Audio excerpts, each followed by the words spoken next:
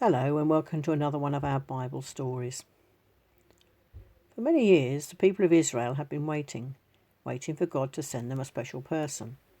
But when this special person arrived, not everybody realised who he was. That special person was Jesus. We've already heard about the day he was born when we had the Christmas story. But Jesus has grown up a little now. Listen hard to hear how old he is. Now, let's open the book at the story called The Boy in the Temple. "Excuse me," said Mary. "Have you seen my son? My boy, Jesus?" "I'm sorry to trouble you," said Joseph, "but I can't seem to find my son. He's 12 and about so tall."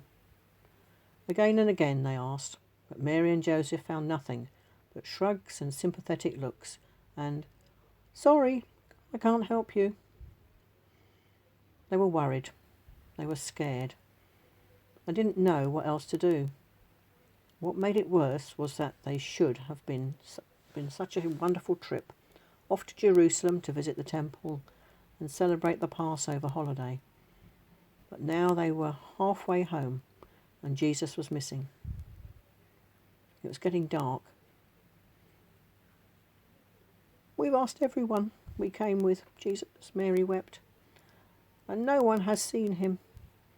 Joseph snapped his fingers. "What about those boys? The ones from the next village? Jesus walked with them a while on the way down here." "I've already spoken to them," sighed Mary, wiping her eyes. "Nothing." "Then there's only one thing left to do," said Joseph. "We must go back to Jerusalem and look for him there." And so they went, retracing their steps, road by road, street by street, alley by alley, until they arrived exhausted at the temple. "Have you seen a boy?" said Joseph to one of the temple priests. "He's 12, "Have I seen a boy?" the priest grinned. "We certainly have. His name is Jesus, right?" "Yes," cried Joseph. "But how did you know?" "Come with me," the priest chuckled, "and I'll show you." The priest led them to the corner of the temple courtyard. There was a crowd gathered listening to one of the temple teachers, and seated right at the teacher's feet was Jesus. "The boy is remarkable," the priest whispered to Joseph. "He has been going from teacher to teacher, asking the most amazing questions. And when the teachers quiz him, he answers with a wisdom well beyond his years. You should be very proud." "I'm certainly amazed," Joseph sighed. "But I would be much prouder if he hadn't worried his mother and me half to death. We should be halfway back to Nazareth by now." When the teacher had finished, Joseph and Mary rushed straight to Jesus. They hugged him. They led him out of the temple, but it didn't take long before they told him how they felt. "What did you think you were doing?" Mary asked. "We were worried sick." "I'm sorry," Jesus said. "I thought you'd know where I was." And he looked back at the temple and whispered, "It is my Father's house after all." Mary and Joseph looked at each other. Jesus took their hands, and together they started off home. Now, how old was Jesus in this story? Yes, 12 years old. This story reminds us that Jesus was a child who grew up just like you.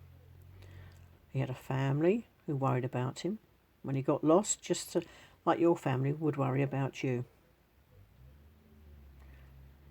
Jesus had a mum and a dad who loved him very much and cared about him being safe. Let's close our eyes for a moment and think of all those children in the world who don't have anyone to love and care for them.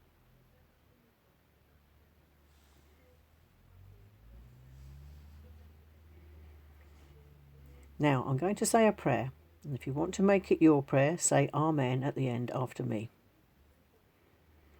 Dear God, thank you for the people in our families who love us. Please help the children who don't have any family and find themselves someone to care for them. Amen. Amen. Thank you for listening today, and I look forward to bringing you another story soon. Take care and keep safe, and God bless you all. Goodbye.